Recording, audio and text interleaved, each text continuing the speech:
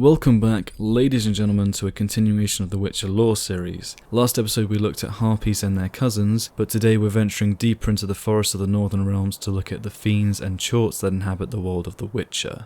Similar to the last video, I've grouped these two monsters together simply because they share the same group of weaknesses and are both classed as relics. This is a Fiend.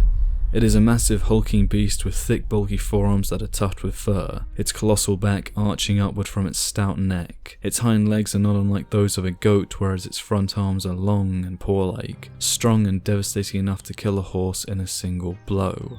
But for me, the part of this creature that stands out is its massive snout, lined with sharp teeth, as atop its head sits long twisted antlers that point into the sky.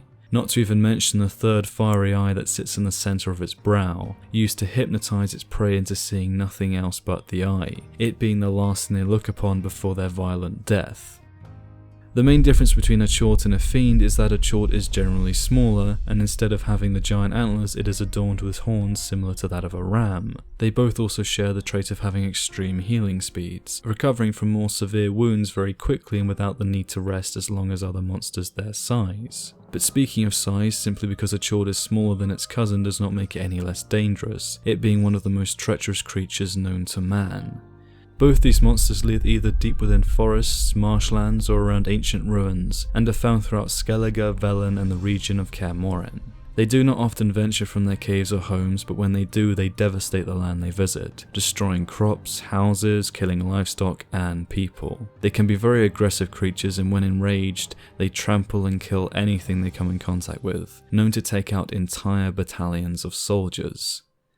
They prefer to avoid humans and live solely off the forest wildlife, staying deep within their woodlands and marshes, far away from any who wish them any harm.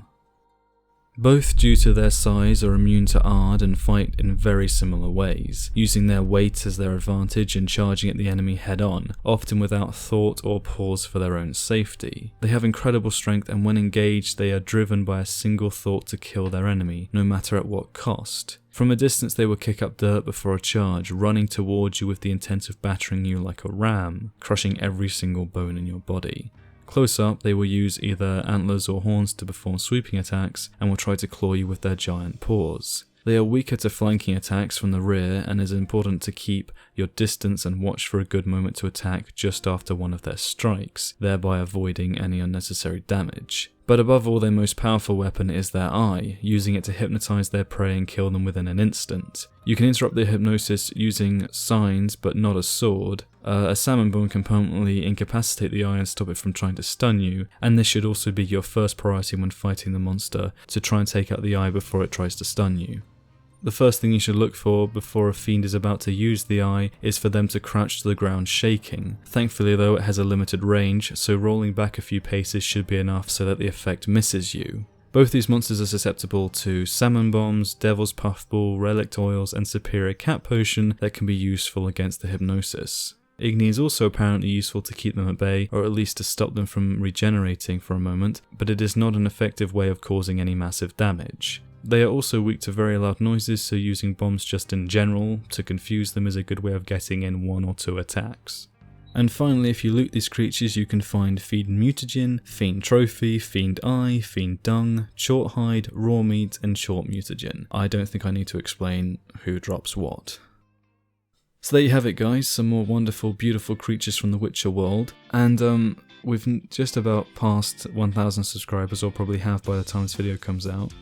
And I did have this whole part where I've got it in the script with me right here, but instead of reading that out, I think it's just better that I just say thank you. I don't know, it's awesome to finally be getting somewhere on YouTube and finally getting my content to the point where I'm very proud of it and very happy with what I'm putting out there. So I don't know, it's been a pretty interesting journey. I've been on YouTube since 2011 on my original channel, so just making content and creating it and trying to get better and better is just a really cool experience, and it's amazing to actually get somewhere, and genuinely, sincerely, thank you.